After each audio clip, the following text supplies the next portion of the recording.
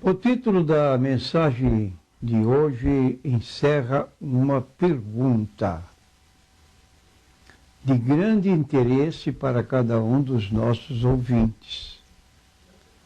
A pergunta é: você tem a vida eterna?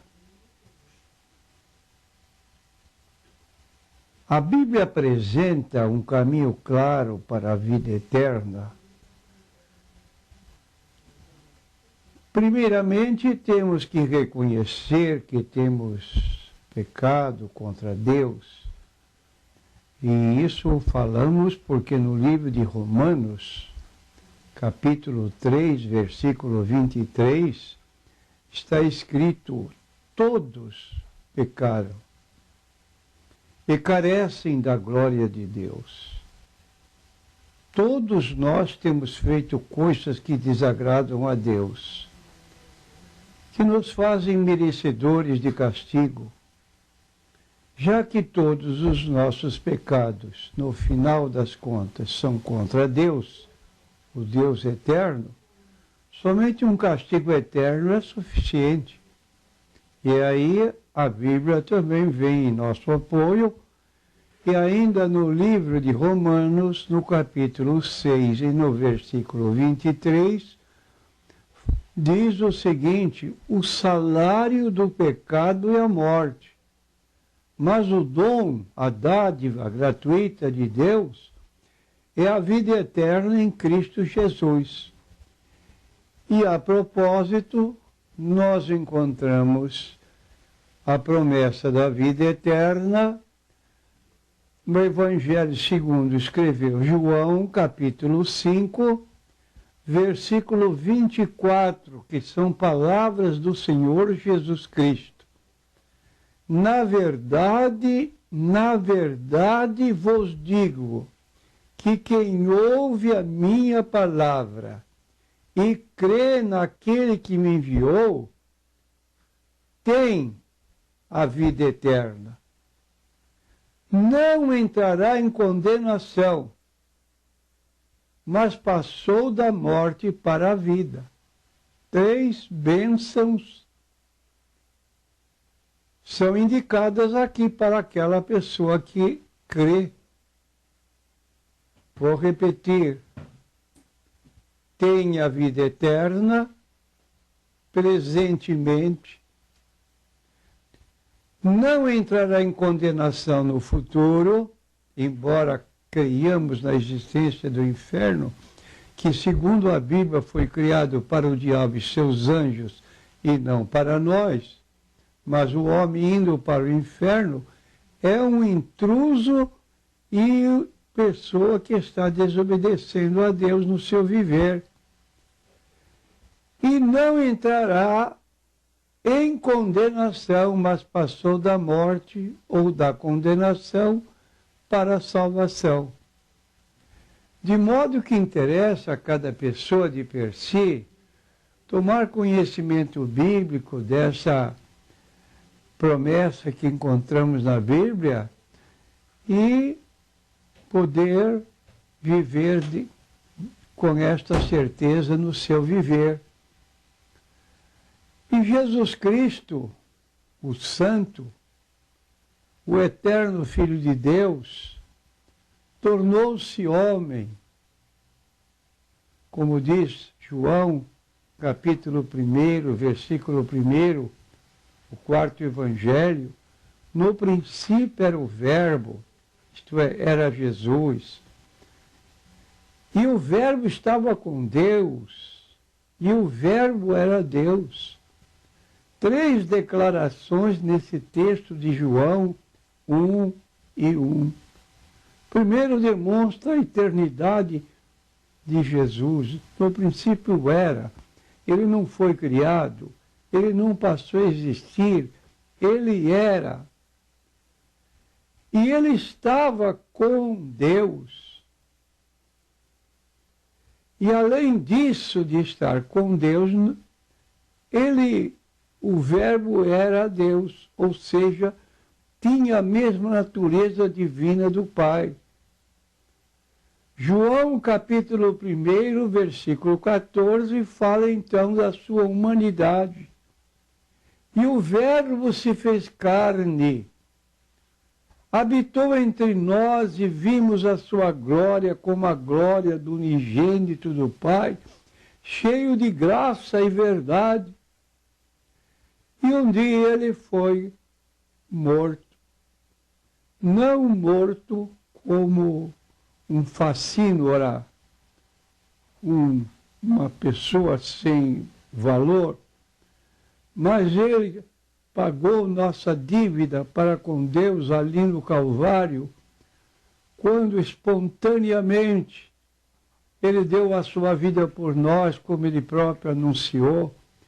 Ele disse: ninguém tira a minha vida, eu a dou, tenho o poder de dá-la e retomá-la. Então ele morreu para pagar os nossos pecados. E a respeito disso encontramos na Bíblia, mas Deus prova o seu próprio amor para conosco pelo fato de ter Cristo morrido por nós, sendo nós ainda pecadores. Romanos capítulo 5, versículo 8. Jesus Cristo morreu na cruz.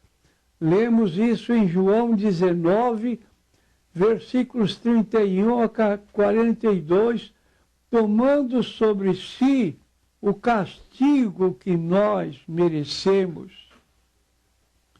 É o que nós lemos em 2 Coríntios 5, 21.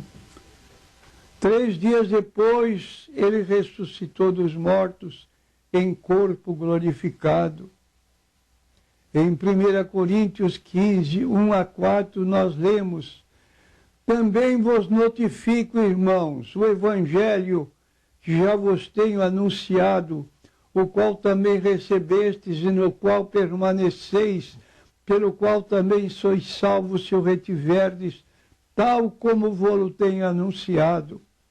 Se não é que crestes em vão, porque primeiramente vos entreguei o que também recebi, que Cristo morreu por nossos pecados. Aqui está o fato histórico. Cristo morreu. Qual a razão que ele morreu? Morreu por seu lugar, morreu no meu lugar, morreu por nós, por nossos pecados, porque todos pecaram. Segundo as Escrituras, foi sepultado e ressuscitou ao terceiro dia, segundo as Escrituras, provando a sua vitória sobre o pecado e a morte.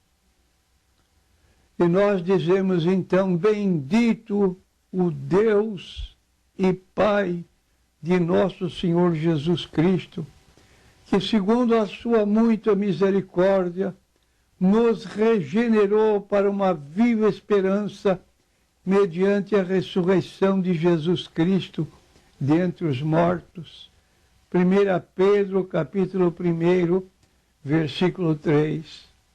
Pela fé, temos que fugir do pecado, olhar para Cristo para a salvação, como lemos em Atos 3,19. Arrependei-vos, pois, e convertei-vos para que sejam apagados os vossos pecados e venham assim os tempos do refrigério pela presença do Senhor. Então, se colocarmos nossa fé nele, confiando na sua morte na cruz para pagar nossos pecados, seremos perdoados e a nós é prometida a vida eterna no céu, porque Deus amou o mundo de tal maneira que deu seu Filho unigênito para que todo aquele que nele crê não pereça, mas tenha a vida eterna. João 3,16. Deus não enviou seu Filho ao mundo para condenar o mundo, mas para que o mundo fosse salvo por ele. Quem nele crê não é condenado, mas quem não crê já está condenado. E como pode fazer? Perguntará talvez o nosso ouvinte. Eu quero me entregar.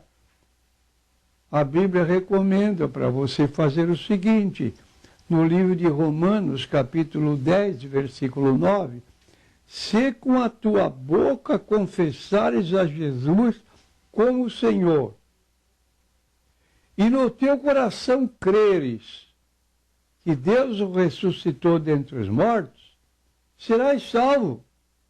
Vou repetir.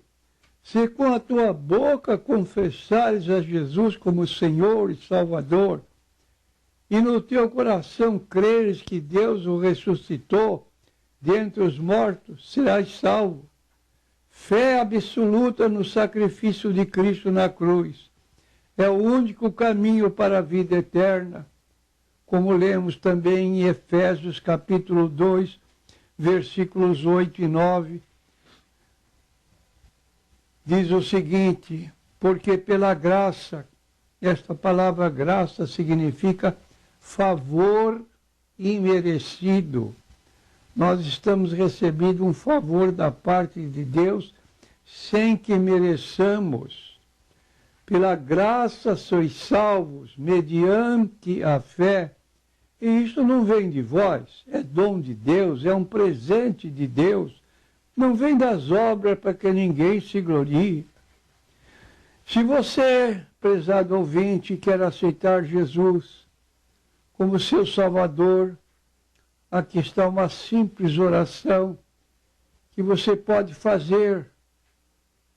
Lembre-se que dizer esta oração como qualquer outra não irá salvá-lo. Somente crendo em Cristo você pode ser salvo.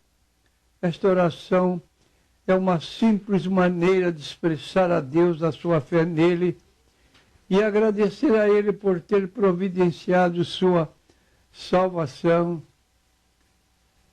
Diga comigo, nesta hora, se assim o desejar, Deus, eu sei que tenho pecado contra ti e mereço ser castigado. Mas Jesus Cristo tomou o castigo que eu mereço, para que por minha fé nele eu possa ser perdoado.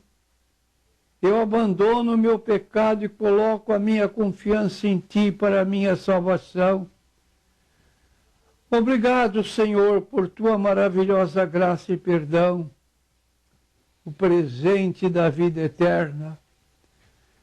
E ainda comigo repita amém, que significa assim seja. Repetimos, amém.